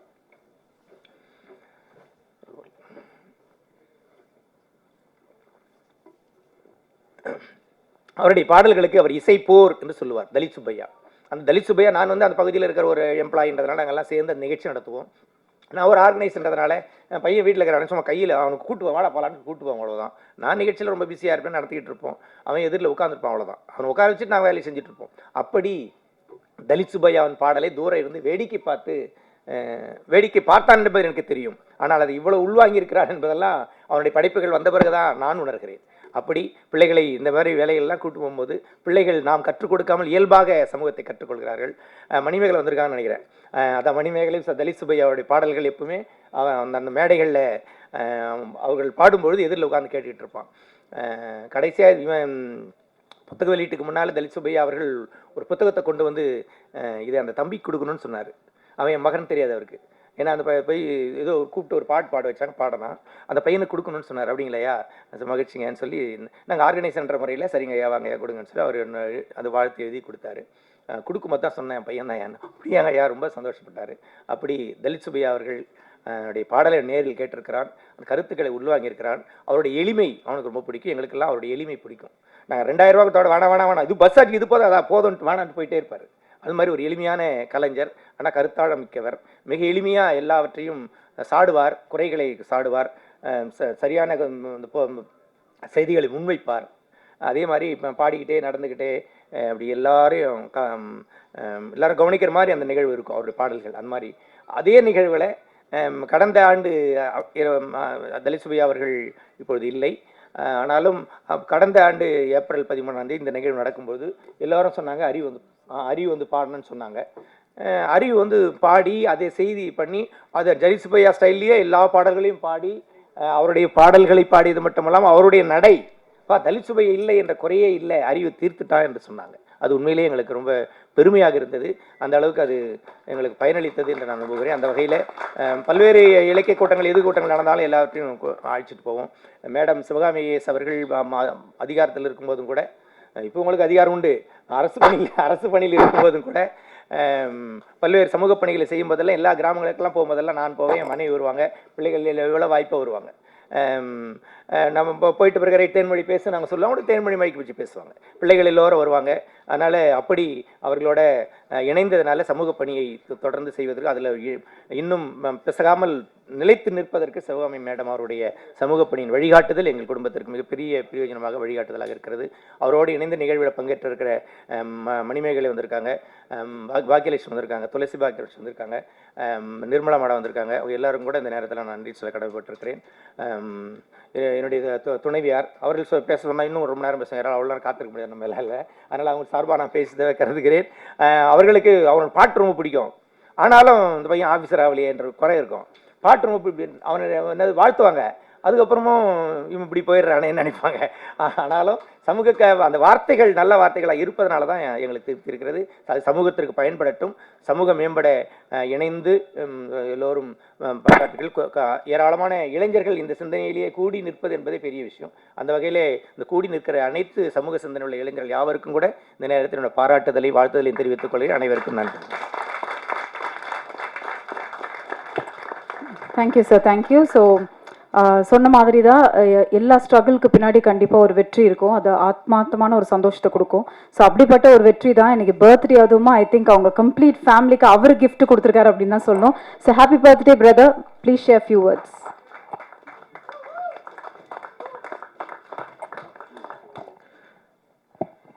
ஜெய் பீம், எல்லாருக்கும் வணக்கம். அப்பா நிறைய விஷயங்களை பேசினார். நான் இந்த இசைத்துறை மியூசிக்குள்ளே வந்த பிறகு நிறைய நேரம் என்னுடைய பெற்றோரோட நான் ஸ்பெண்ட் பண்ணதில்லை. அதனால் இன்றைக்கி அப்பா என்னை பற்றி என்ன நினைக்கிறாரு அப்படிங்கிறத நான் இன்றைக்கி உங்கள் எல்லோரும் முன்பாகவும் தெரிஞ்சுக்கிட்டேன். அதனால் அப்பா ரொம்ப நன்றி. எப்போதுமே ஒரு ஏக்கம் இருக்கும், நான் நிறைய நேரம் எடுத்துக்கல, ரொம்ப ஷார்ட்டாக பேசுகிறேன். முதல்ல இந்த நிகழ்வுக்கு என்னுடைய அழைப்பை ஏற்று வந்திருக்கும் மேடையில் இருக்கக்கூடிய எனது அன்பிற்கினிய இயக்குனர் அண்ணன் பா ரஞ்சித் அவர்களுக்கு மனமார்ந்த நன்றியை தெரிவித்துக் கொள்கின்றேன்.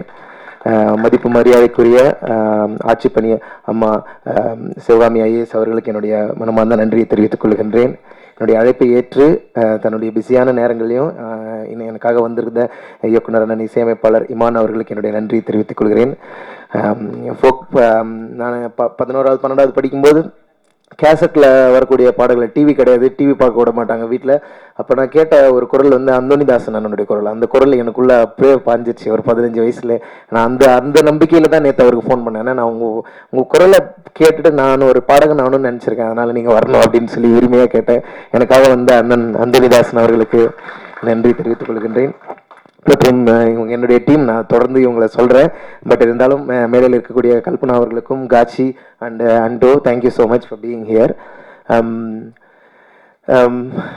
வள்ளியம்மா பேராண்டி இந்த ஆல்பம் வந்து ஒரு 12 பாடல்கள் கொண்ட ஆல்பமாக பண்ணணும். முதல்ல எனக்கு இந்த இண்டிபெண்டன்ட் மியூசிக்குள்ளே வரணும் அப்படிங்கிற தாட் ப்ராசஸ், அதெல்லாம் வந்து நான் முதல்ல ராப் மியூசிக்கே கேட்டது கிடையாது, சினிமாவும் பார்த்தது கிடையாது. நான் பார்த்தது எல்லாமே எங்கள் ஊருக்கு வந்து ஒவ்வொரு ஆண்டும் ஏப்ரல் 14 அன்றும் டிசம்பர் 6 அன்றும் கம்பீரமாக மேடையில் நின்று பாடக்கூடிய தலித் சுப்பையா அவர்களுடைய இசைக்குழுவும், அப்புறம் மணிமேகலை அக்கா, இப்படி நிறைய மக்கள் இசை கலைஞர்களை தான் நான் பார்த்து வளர்ந்துருக்கிறேன். அவர்கள் பாடும்பொழுது அந்த உணர்வு அப்படியே, இப்போ நம்ம வந்து பாபா சாஹிப்போட ஒரு புத்தகம் படிக்கணும்னா நம்ம அதுக்கு ஒரு தலித் சுப்பையா ஐயா பாட்டை கேட்டுடலாம், ரெண்டும் ஒன்று தான் அப்படிங்கிற அளவுக்கு அவ்வளோ எளிமையாக இசையை எனக்குள்ள கடத்திடுவாங்க. அதே மாதிரி எங்கள் அம்மா சர்ச்சுக்கு கூட்டு போவாங்க, அங்கே இருக்கிற பாடல்கள்லாம் நிறைய கேட்டிருக்கேன். அங்கே இருக்கிற பாடல்களோட அங்கே உட்காந்து கும்பலா பசங்களோட உட்காந்து பாடுறது, இவ்வளோதான் என்னுடைய இசை அனுபவம். மற்ற மாதிரி சுற்றி இருக்கிறவங்க பாடுறது அதுதான். ஆனால் இன்னைக்கு வந்து ஒரு இண்டிபெண்டன்ட் மியூசிக் ஸ்பேஸ்க்குள்ள நான் இருக்கிறேன்னா கண்டிப்பா அதுக்கு மிக முக்கியமான காரணம் வந்து தி கேஸ்ட்லெஸ் கலெக்டிவ்ங்கிற மூவ்மெண்ட். கேஸ்ட்லெஸ் கலெக்டிவ்ங்கிற மூவ்மெண்ட் இல்லைன்னா நான் வந்து இப்படியான இடத்துக்கு வந்து இருக்க முடியாது. அந்த மூவ்மெண்ட்ல வந்து நான் அந்த தாட் ப்ராசஸ்க்கு வந்து உண்மையிலே பா ரஞ்சித் அண்ணன் அவர்களுக்கு மனமார்ந்த நன்றி சொல்ல கடமைப்பட்டிருக்கேன். ஏன்னா அது எனக்கு மட்டுமானது இல்லை, அது வந்து ஒரு தேவையான பிளாட்ஃபார்ம்னு நினைக்கிறேன். எப்போதுமே வந்து விளிம்பு நிலை மக்களுடைய குரலையும் விளிம்பு நிலை மக்களுடைய வாழ்க்கையும் பண்பாட்டையும் இசை வடிவங்கள் எப்போதும் அப்ராப்ரியேட் பண்ணியே பழகி இருந்தது. ஆனா அது தாண்டி இல்ல நாங்களா வந்து பேசுவோம், நாங்களா கோட் ஷூட் போட்டு தைரியமா ஸ்டைலா கெத்தா வந்து நிற்போங்கிறத உலகத்துக்கு நிரூபித்து காட்டியது வந்து கேஷ்லெஸ் கலெக்டிவ். அந்த கேஷ்லெஸ் கலெக்டிவ்ல நான் மேடை ஏறினதான் எனக்கு அதுக்கு முன்னாடி எனக்கு விருப்பம் இருந்தது. நான் உதயாண்ணாவை சந்திக்கும் போது சொன்னது என்னன்னா, அண்ணா எனக்கு நிறைய சமூக விழிப்புணர்வு பாடல்கள் பாடணும், அம்பேத்கர் பாட்டு பாடணும், இதுதான் என்னுடைய விருப்பம் அப்படின்னு சொன்னேன். அந்த வார்த்தை தான் அவரை வந்து எனக்கு கேஷ்லெஸ் கலெக்டிவ்ல இணைக்க வச்சதுன்னு நினைக்கிறேன். இப்போ அந்த ஜேர்னி தொடங்கி என்ஜாய் எல்லாம் தாண்டி இன்னைக்கு வள்ளியம்மா பேராண்டின்னு நான் இந்த ஆல்பத்துக்கு பேர் வச்சது. வள்ளியம்மாளுடைய ஹிஸ்டரி வந்து ரொம்ப முக்கியமானதுன்னு நினைக்கிறேன். 1823ல இங்க இருந்து லட்சக்கணக்கான மக்களை பிரிட்டிஷ் வந்து தேயிலை தோட்டங்கள்ல இலங்கையில வேலை செய்வதற்காக அழைத்து போனார்கள். அந்த மக்களை விடுதலைக்கு பிறகு அங்கேயே விட்டுட்டு போயிட்டாங்க. அதுல பாதி மக்களை அங்கிருந்து இலங்கை அரசாங்கம் திருப்பி இந்தியாவுக்கு அனுப்பியது 1970கள் 80களில்.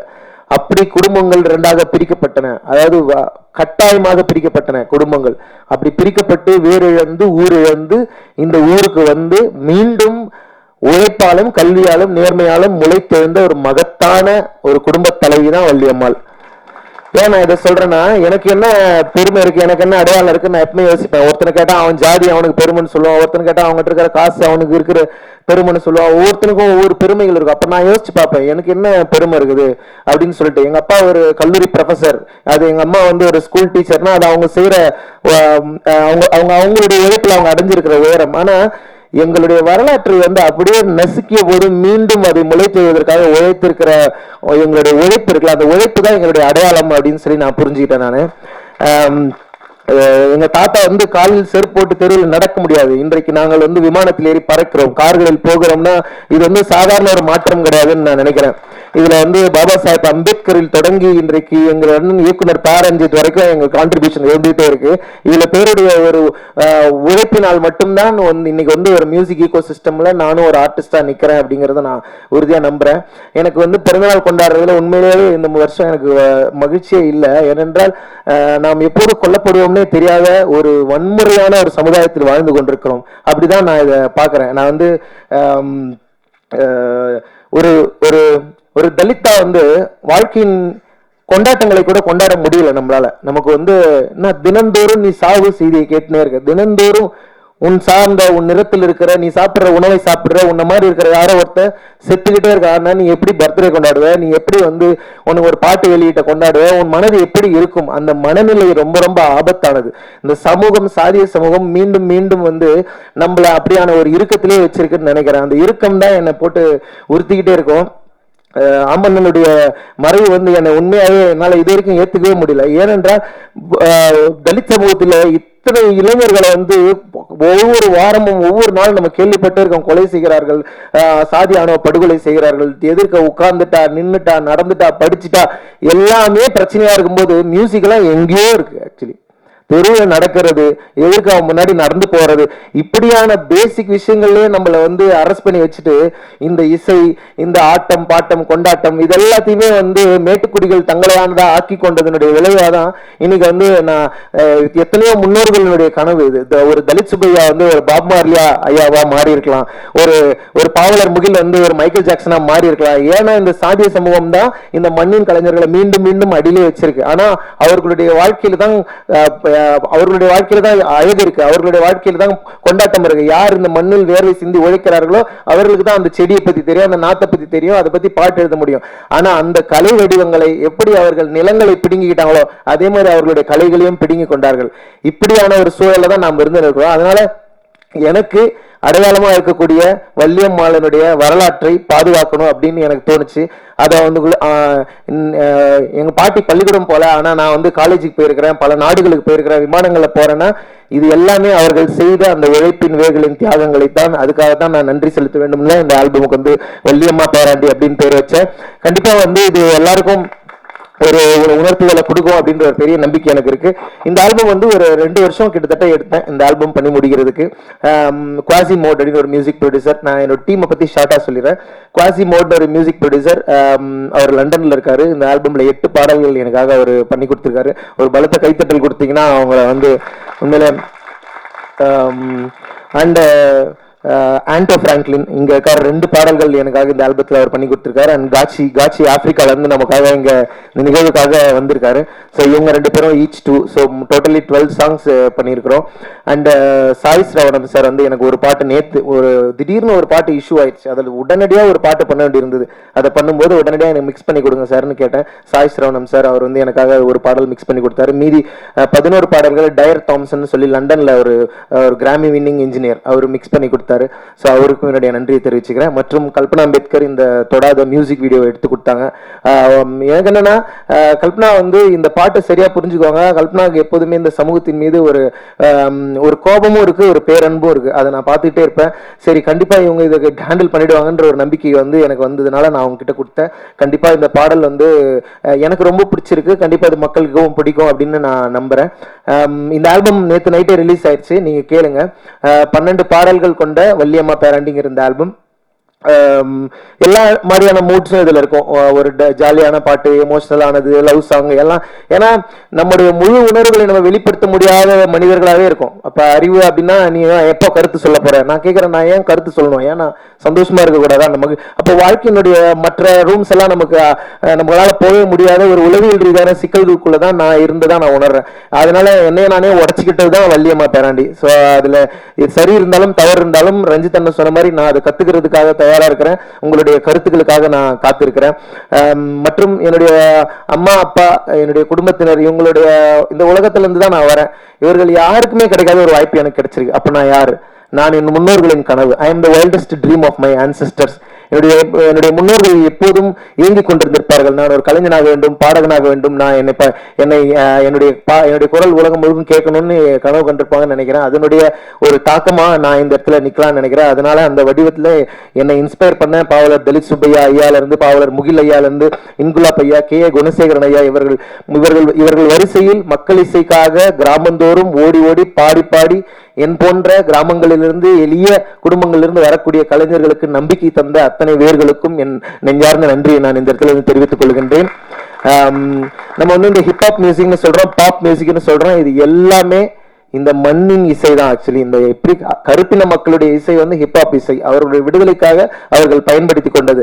அதே போல இந்த இந்திய சூழல்ல, தமிழ் சூழல்ல நம்முடைய விடுதலைக்காக நாம் கையில் எடுக்க வேண்டிய இசை வந்து ஃபோக் மியூசிக்னு நினைக்கிறேன். அந்த ஃபோக் மியூசிக்ல தான் பல உண்மைகள் ஒளிஞ்சிருக்கு. இந்த சமூகத்தை பற்றிய அத்தனை படிப்பினைகளும் அங்க ஒளிஞ்சிருக்கு. இயற்கையை எப்படி பாதுகாக்க வேண்டும், மனிதனை மனிதன் சமமாக நடத்தி கொள்ள வேண்டும், இப்படி அற்புதமான வாழ்வியல் கோட்பாடுகளோடு பொருளாதார ரீதியாக பின்தங்கி இருந்தாலும், ஆண்டாண்டு காலமாக வஞ்சிக்கப்பட்டிருந்தாலும், யாரையும் சுரண்டாது யாரையும் வஞ்சிக்காது வாழ்ந்து கொண்டிருக்கிற ஒரு மகத்தான பண்பாட்டுக்கு சொந்தக்காரர்கள் நாம் அப்படிங்கறத நான் புரிஞ்சுக்கிட்ட இடத்துல இருந்து தான் இந்த வள்ளியம்மா பேரண்டின்ற ஆல்பத்தை பண்ணியிருக்கேன். கண்டிப்பா இது உங்க எல்லாருடைய கொண்டாட்டத்துக்கும் காரணமா இந்த ஆல்பம் இருக்கும்னு நான் நம்புறேன். எனக்கு அதுக்கப்புறம் எனக்கு ஒரு மியூசிக் பேண்ட் உருவாக்கணும்னு தோணுச்சு. கேஷ்லெஸ் கலெக்டிவ்ல இருந்து அதன் பிறகு நான் ஓகே நம்மளும் ஒரு ஜாலியான ஒரு பேண்ட் ஆரம்பிக்கலாம், ஒரு ஆல்பம் பண்ணலாம்னு சொல்லிட்டு நான் பாலச்சந்தர் சரத்லாம் சேர்ந்து ஒரு மியூசிக் பேண்ட் உருவாக்கணும். அவர்களோட தொடர்ந்து பயணம் பண்ணிட்டு இருக்கேன். அடுத்து என்னுடைய பேண்டோடைய ஆல்பத்தை நான் ரிலீஸ் பண்ணலான்னு இருக்கோம். இது நாம் தனியாக ஒரு ஹிப்ஹாப் ஆல்பம் பண்ணணும் அப்படின்னு சொல்லி முயற்சி பண்ணது. இந்த இண்டிபெண்டன்ட் மியூசிக் ஸ்பேஸ்க்குள்ள அவ்வளோ ஈஸியாக நம்மளை வந்து வரவே விட மாட்டேங்கிறாங்க. என்னன்னா இங்க ஒரு பாட்டு, ஒரு ஒப்பாரி பாட்டு உருவாகுதுன்னா அந்த ஒப்பாரி பாட்டு வந்து 2000 வருஷம் தாண்டி வந்திருக்கும், 1000 வருஷங்கள் தாண்டி வந்திருக்கும். அது பேர் ஓரல் லிட்ரேச்சர், அது வாய்மொழி இலக்கியம். அதுக்கு கம்போசர் யாருன்னா ஏதோ ஒரு ஆயாவா, ஏதோ ஒரு ஊர்ல திண்ணையில உட்கார்ந்து இருக்கிற ஒரு ஆயாவா தான் இருப்பாங்க. அவர்களிடம் இருந்து அது வருகிறது. அது வந்து கொஞ்சம் கொஞ்சமா கசிந்து வரலாற்றில் ஒவ்வொரு கை மாறி அது கடைசியா ஒரு சினிமாவுக்கோ ஒரு பெரிய இடத்துக்கோ வருகிறது. ஆனா அந்த பெரிய இடத்துக்கு வரும்போது அது எங்க இருந்து வந்ததுன்னு சொல்லப்படுவதில்லை. அது அந்த மேடைக்கு வந்த பிறகு அது வெறும் வியாபார பொருளாயிடுது. அந்த மக்களுடைய பண்பாடு, அவங்க ஏன் அதை உருவாக்கி இருப்பாங்க, அந்த கதை என்ன அப்படிங்கறத பத்தி பேச விடுறதில்லை. ஆனா இது ரொம்ப ஆபத்தான போக்குன்னு நான் பாக்குறேன். அது எப்படி நான் ஆண்டாண்டு காலமா சாதி எப்படி இங்க இருக்கிறவங்க உழைப்பை மட்டும் வாங்கின்னு அந்த மனிதர்களை புறந்தள்ளி வச்சதோ, அதே மாதிரி இந்த இசையும் பண்பாடும் அந்த எளிய மக்களுடைய வாழ்வியல் விழுமியங்களை பிடுங்கி கொண்டு அந்த மனிதர்களை புறந்தள்ளுகிற வேலையை செய்கிறது. அதை கட்டுடைக்க வேண்டிய பொறுப்பு நம்ம எல்லாருக்கும் இருக்குன்னு நான் நினைக்கிறேன். ஏனென்றால் நம்முடைய கலையை, பண்பாட்டை, வேர்களை நாம் பாதுகாக்கவில்லைன்னா வேறற்ற மனிதர்கள் ஆயிடுவோம். நாம் வேறற்ற மனிதர்களானால் எளிதில் வெட்டி வீழ்த்தப்படுவோம்.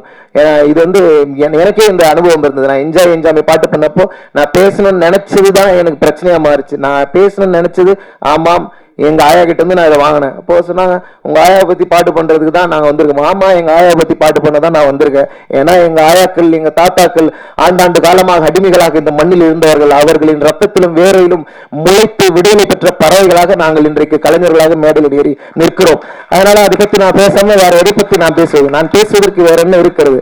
ஏன்னா நான் கற்றுக்கொள்ள தயாராக இருக்கிறேன். ஆனால் யாரையும் ஏமாற்றவோ சுரண்டவோ அதை நான் யோசிப்பேன். எவ்வளவு சுரண்டினாலும் எவ்வளவு ஒடுக்கப்பட்டாலும் நம்ம கிட்ட ஒரு அறம் இருந்துட்டே இருக்கு. அந்த அறத்தை எனக்கு கற்றுத்தந்தவர் வள்ளியம்மா பாட்டி, எங்க அம்மா, இவர்கள் எல்லாம். எங்க பாட்டி வந்து ஒரு நாள் எங்க ஸ்கூல்ல வந்து ஒரு நாள் இப்படி சொல்லிட்டாங்க, உனக்கு படிப்பே வராது, அந்த ஜாதியில பிறந்தாதான் படிப்பு வரும், உனக்கு வராது அப்படின்னு சொல்லிட்டாங்க. எனக்கு தாங்கவே முடியல. நான் பயங்கரமா அழுதுட்டேன். ஏன் அப்படி சொன்னாங்க, ஏன் என் கூட இருந்த பையன்கிட்ட கேட்டேன், ஏன் இந்த ஜாதிக்கு வந்து படிப்பு வராதுன்னு சொன்னாங்க அப்படின்னு சொல்லி கேட்டேன். அவனும் ஒரு மாதிரி எமோஷனல் ஆகிடும். ஆனால் எங்கள் அம்மா கிட்ட வந்து சொன்னேன், நான் ஒரு நாள் லஞ்ச் சாப்பிட்டு இருக்கேன் எங்கள் வீட்டில். எங்கள் அம்மா வந்து ஸ்கூலுக்குள்ளே வந்து அந்த கதவை திறந்து நேராக உள்ளே வந்து அந்த கரஸ்பாண்ட் முன்னாடி நின்னா, யாரை பார்த்து அப்படி சொன்னாங்க, யார் தெரியுமா அப்படின்னு சொல்லி எங்கள் பாட்டி எதிர்த்து கேள்வி கேட்டாங்க. சொன்னா, அவங்க அப்பா வாத்தியாரியா, அவங்க அம்மா டீச்சரியா, நான் எவ்வளவு கஷ்டப்பட்டு நாங்க படிக்க வைக்கிறோம், எங்க பிள்ளையத்தின வந்து எங்க குடும்பத்துல இருந்து ஒரே பிள்ளையத்தின வந்து இவ்வளவு தூரம் நாங்க படிக்க வைக்கிறோம், நீ யாரையா சொல்றதுக்குன்னு எங்க பாட்டி எதிர்த்து கேட்ட அந்த வீரம் இருக்கு இல்லையா, அந்த வீரம் வந்து எனக்கு வரணும்னு நான் எத்தனையோ முறை வேண்டிக்கிறேன் ஆக்சுவலி. ஏன்னா அப்படியான ஒரு அழுத்தம் நிறைந்த ஒரு பயங்கர கெத்தான அந்த மொமெண்ட் என் கண்ணு முன்னாடி இருக்கு. அப்பப்ப நான் அதை யோசிச்சுப்பேன். அவர்கள் யாருக்கும் பயப்படாதவர்கள், யாரை கண்டும் எதை கண்டும் பயப்படாதவர்கள். அந்த பயமில்லாத ஒரு தன்மையை நானும் வளர்த்து கொள்ளவும், இன்னும் நிறைய பாடல்களை என்னோட நண்பர்களோட சேர்ந்து நான் பாடவும் விரும்புறேன். அண்ட் இந்த ஆல்பம்ல என் கூட கொலாபரேட் பண்ணியிருக்கிறேன் ரஷ்மித் கவுர் ஒரு ஆர்டிஸ்ட் கொலாபரேட் பண்ணியிருக்காங்க. அண்ட் பாலச்சந்தர், செல்லமுத்து இவர்கள் சில பாடல்களை என்னோடு சேர்ந்து பாடியிருக்காங்க. என்னுடைய பாடிய இசைத்த அத்தனை கலைஞர்களுக்கும் நான் மனமார்ந்த நன்றி தெரிவித்துக் கொள்கின்றேன். கலை மக்களுக்கானது. நான் சின்ன வயசுல இருந்து அம்பேத்கரிய பாடல்களை கேட்டு வளர்ந்துருக்கேன்.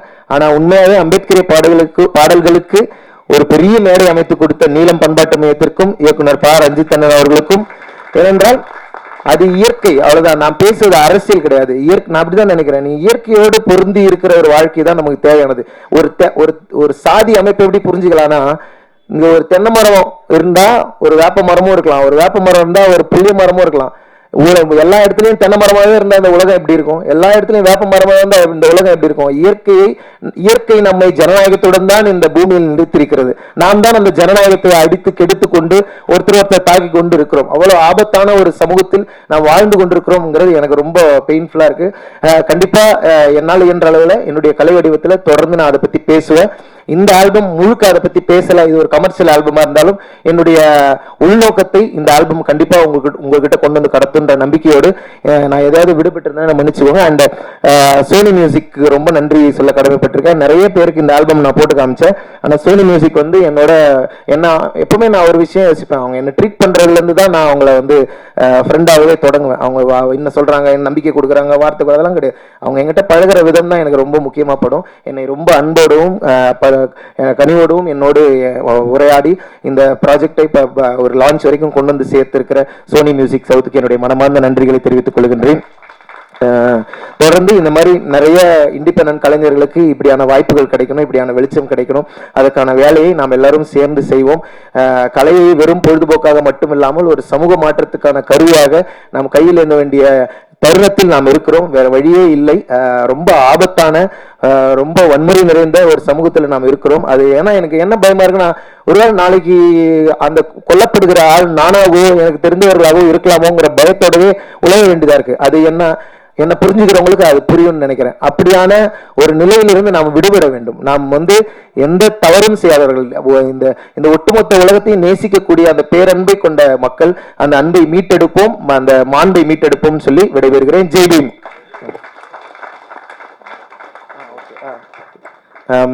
மற்றும் நான் ஒரு சின்ன இது மறந்துட்டேன். என்னுடைய நான் அந்த பேரை படிச்சிடறேன், சாரி. ரொம்ப 1 மினிட் மட்டும் எடுத்துக்கிறேன். இந்த ஆல்பமோட ப்ரொடியூசர்ஸ் குவாசிமோட், ஆண்டோன் காச்சி, அவங்களுக்கு நன்றி. அண்ட் மிக்ஸ் பண்ணி கொடுத்த குவாசி டயர் சாய் ஸ்ரவணம் சாருக்கு நன்றி. Recording engineers Hari, 20dB and Vishnu two bar Q அவங்களுக்கு என்னுடைய மனமார்ந்த நன்றிகள். அப்புறம் வந்து இந்த மியூசிக் வீடியோ ப்ரொடியூஸ் பண்றதுக்கு எனக்கு உதவி செய்த கதிர் வீரசேகர், சுந்தரலிங்கம் மற்றும் முருகன் அவர்களுக்கு நன்றி. அண்ட் மியூசிக் வீடியோட டைரக்டர் கல்பனா, விக்கி, சந்தானகுமார், பிளாக் எல்லாருக்கும் என்னுடைய நன்றிகள். மற்றும் சோனி மியூசிக் அசோக், அச்சிந்தியா, கௌஷிக், மானஸ்வினி அந்த ஹோல் டீம் எல்லாருக்கும் என்னுடைய நன்றிகள். மற்றும் கடைசியா 2 பேருக்கு நான் என்னுடைய முக்கியமான நன்றி தெரிவிக்கணும். நண்பர்கள் கிட்ட எப்பவுமே எனக்கு ஃப்ரெண்ட்ஸ்னா கொஞ்சம் பயமா இருக்கும். ஏன்னா இந்த ஃப்ரெண்ட்ஸ் வந்து ரொம்ப ஈஸியா நம்மள அட்வான்டேஜ் எடுத்துவாங்க. டக்குன்னு போற போக்குல ஜாதி பேர் சொல்லி கலாய்ப்பாங்க. அது எனக்கு ரொம்ப பயமா இருக்கும். அதனால ஃப்ரெண்ட்ஸோட நான் சேரவே ரொம்ப யோசிப்பேன். அது மாதிரி எனக்கு சின்ன சின்ன அனுபவங்கள் இருக்கு. ஒரு என்ன மாதிரி பாக்குறாங்க ஃப்ரெண்ட்ஷிப்ங்கிறது வந்து உள்ள இருந்து வருகிறதா இல்ல சும்மா என்கிட்ட இருக்கிற பொம்மை உங்ககிட்ட இருக்குங்கிற இடத்துல இருந்து வருதான்னு சொல்லிட்டு எனக்கு யோசனையாவே இருக்கும். பிரிவிலேஜ்ல இருந்து பழகுறாங்களா இல்ல உண்மையாவே பழகுறாங்களான்னு. ஆனா உண்மையாவே இந்த 2 பேர் என்னோட லைஃப்ல வந்ததுனால நான் நிறைய கத்துக்கிட்டு நிறைய பண்பட்டிருக்கேன்னு சொல்லலாம். இந்த 2 பேர் எனக்கு நண்பர்களாக கிடைச்சப்ப நான் வந்து முதல்ல நான் யாரோடையுமே ஒட்டவே மாட்டேன். ஆனா